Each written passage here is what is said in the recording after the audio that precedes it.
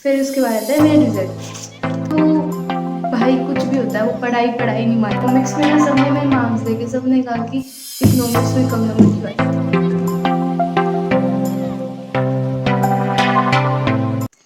Hello guys, welcome back to my YouTube channel. तो welcome to my another long form video. तो today मैं result दिखाने वाली हूँ अपना, कि मेरा रिजल्ट कितना है। ये वीडियो स्पेशली रिजल्ट के लिए है। तो अभी धीरे धीरे मैं लॉन्ग फॉर्म वीडियो डालना स्टार्ट करूँगी, एकदम से मैं नहीं कर पा रही हूँ। तो धीरे धीरे एक एक काम करेंगे। तो ये रहा मेरा रिजल्ट। तो मतलब मैं बताती हूँ कि नंबर जो है ना, सही आए हैं। मतलब ये भी नहीं कह सकते कि भाई बहुत अच्छे नंबर आए हैं, बहुत ज़्यादा। ये भी नहीं कह सकते कि गंदे नंबर आए हैं, मतलब नंबर जो है वो ठीक है। तो सबसे पहले इसमें है मेरा सर्टिफिकेट। सर्टिफिकेट दिखाते हैं पहले। तो ये जो है मेरे स्कूल का सर्टिफिकेट है। इसमें सब कुछ लिखा हुआ है, name Mahak, Shriman Pawan Kumar Sharma, class 11th E, academic session, position 9th, commerce में 9th है, पूरी कॉमर्स में 9th है। फिर उसके बाद आता है मेरा रिजल्ट। तो पीछे तो सारा मतलब ये वो मार्क्स वगैरह का है कि हाफ ईयरली में कितने थे सारे, पीरियोडिक असाइनमेंट। तो अब आते हैं यहाँ पे पूरा फाइनल रिजल्ट। तो देखो, मैं एक एक सब्जेक्ट के मार्क्स बताऊंगी, साथ साथ में बताऊंगी कि मेरा पेपर हुआ कैसा था, मतलब माय ऑनेस्ट रिव्यू। ठीक है। सबसे पहले क्या बताऊँ। सबसे पहले आता है इंग्लिश पे। इंग्लिश का ही दिया हुआ है तो इंग्लिश पे आता है। तो इंग्लिश में मेरे मार्क्स आए हैं 90, 100 से। तो इंग्लिश में देखो, मैंने ना कई चैप्टर नहीं करे थे। किंग टूट वाला नहीं करा, वो सिल्क रोड, एडवेंचर वगैरह, ये ना मैंने सिर्फ पढ़े पढ़े थे, इनके क्वेश्चन आंसर वगैरह कुछ भी नहीं करे। तो मेरे हिसाब से अगर मेरे मार्क्स वगैरह कटे होंगे तो वहाँ कटे होंगे।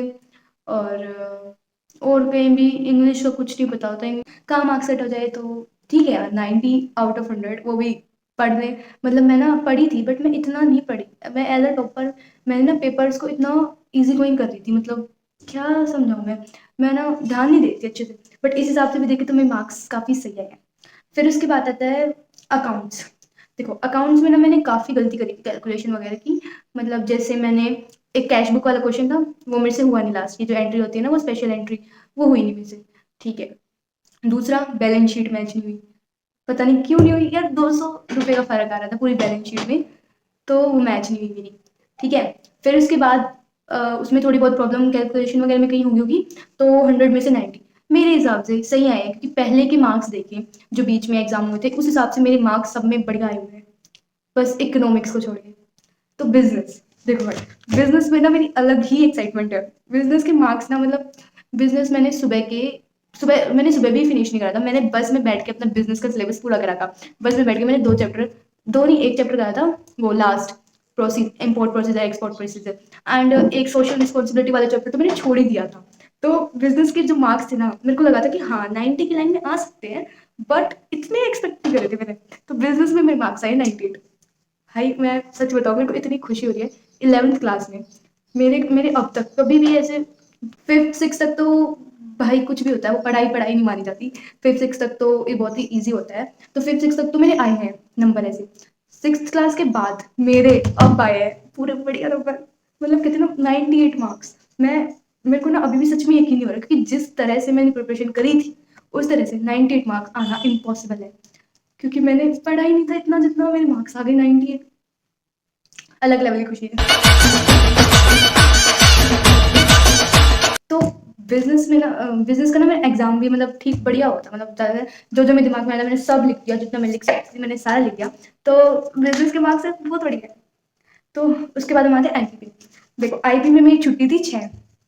तो और मैंने सोचा था कि मैं रोज एक एक करूंगी, बट मेरा ना इतना स्लो चल रहा था। जैसे नर्सरी क्लास के बच्चे को बच्चे करते हैं ना काम, ऐसे मैं कर रही थी काम अपना। तो बिजनेस में भी ना मेरे, बिजनेस कर रही हूँ, आईपी में भी मेरे जो मार्क्स थे ना, वे कम आए। मतलब पता नहीं कहाँ कहाँ, एक तो आईपी का मैं सारा करके जाती हूँ, फिर भी पता नहीं कहाँ मेरे आईपी में मार्क्स हर बार कट जाते हैं, हर बार। कितना ही आईपी का पढ़ लो, आईपी में मार्क्स कटने ही कटने हैं। तो इस बार मेरे मार्क्स आए आईपी में 86। अगर 90 की लाइन में आते, 90 भी आते तो भी मैं खुश थी। 86 आए हैं, ठीक आए हैं, जितनी प्रिपरेशन करी थी उस हिसाब से देखे तो ठीक है। बट थोड़ा थोड़ा तो रहता ही है यार। तो चलो ठीक है, कोई नहीं। इकोनॉमिक्स, इकोनॉमिक्स में 2 दिन की छुट्टी। इकोनॉमिक्स मेरे को बिल्कुल नहीं आती। सर का समझाया हुआ मेरे को थोड़ा कम आता है, मेरा लिखा हुआ सर को थोड़ा कम समझ में आता है। तो इकोनॉमिक्स में ना स्टैट वाला पोर्शन बिल्कुल भी नहीं हुआ मेरे से। एग्जाम में मैं सोच रही मैं तो करेगी क्या। माइक्रो मैंने पूरी कर दी, माइक्रो में मेरी अगर गलती हुई 2-3 नंबर की गलती हुई होगी। स्टैट में मेरा 3-4 नंबर का ही ठीक हुआ। कोरिलेशन वो नहीं हुआ, इंडेक्स नंबर का था वो नहीं हुआ, और वैसे जो मीन मीडियन मोड थे वो वाले क्वेश्चन। इकोनॉमिक्स में ना सबने मेरे मार्क्स देखे, सबने कहा कि इकोनॉमिक्स में कम नंबर क्यों आए। तो स्टैट तो मेरी पूरी गलत हो ही चुकी थी, मतलब मोस्ट ऑफ द गलती। तो मेरे मार्क्स आए हैं 77। 77, मतलब मेरी जो परसेंटेज है ना, उसको डुबाने का सारा काम किसने करा है? इकोनॉमिक्स ने।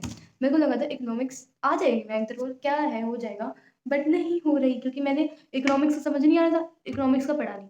वही सेम 10th में जो मिस्टेक करी थी साइंस के साथ, कि साइंस का समझ नहीं आ रहा था अच्छे से, तो मैंने साइंस को पढ़ा नहीं।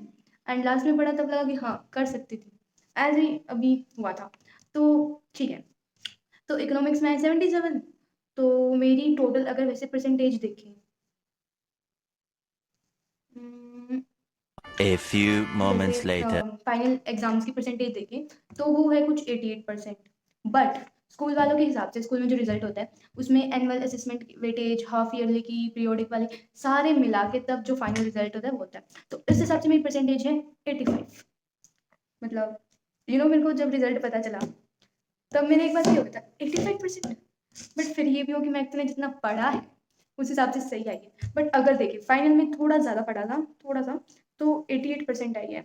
तो मेरे हिसाब से ठीक है, एंड बाकी बच्चों के हिसाब से भी। एंड ऊपर से अगर हुआ तो स्कूल वालों की तरफ से ट्रॉफी भी मिली, तो और क्या चाहिए। वैसे पता नहीं, मैं उस टाइम में बहुत बहुत बहुत ज़्यादा डिसअपॉइंटेड थी। मैंने इस चीज़ के बारे में सोचती हूँ ना कि रिजल्ट वगैरह कैसा है 85%, तो मेरे को लगता है ठीक था यार, इतना भी बुरा नहीं था। 85% जितनी मैंने मेहनत करी थी उतना उससे ज़्यादा आ गया, मतलब जितनी मैंने प्रिपरेशन करी थी उससे बहुत ज़्यादा रिजल्ट आया। मैंने बहुत कम करी थी ये, वैसे ये यूट्यूब की वजह से नहीं हुई थी, ये बस एक तो तबीयत वगैरह खराब रहती थी, और दूसरा मेरा मन नहीं करता था अभी थोड़ा पढ़ने का, तो उसके से। बट अगर इस हिसाब से भी देखी तो 85% इज्जत रखने लायक तो है, मतलब रेपुटेशन तो थोड़ी रह रही है मेरी। एंड बस इतना ही। बाकी तो और रिजल्ट वगैरह ठीक ही है। तो और रही बात लॉन्ग फॉर्म वीडियो की, मेरे को एक चीज़ समझ नहीं आ रही कि मैं लॉन्ग फॉर्म वीडियो बनाऊँ तो मैं डालूँ क्या, कैसी वीडियो डालूँ? स्टडी वीडियो डालूँ, चैलेंज वीडियो डालूँ, मैं डालूँ कैसी? और जैसे वैसी वीडियो के लिए एक साथ में कोई होना भी चाहिए। I am a single person, मतलब वीडियो वगैरह में कोई आने के लिए होना भी चाहिए, वो कोई है नहीं, तो कर क्या सकते हैं। तो देखते हैं, बाकी ब्लॉग वगैरह मैं करूँगी ट्राई बनाने की।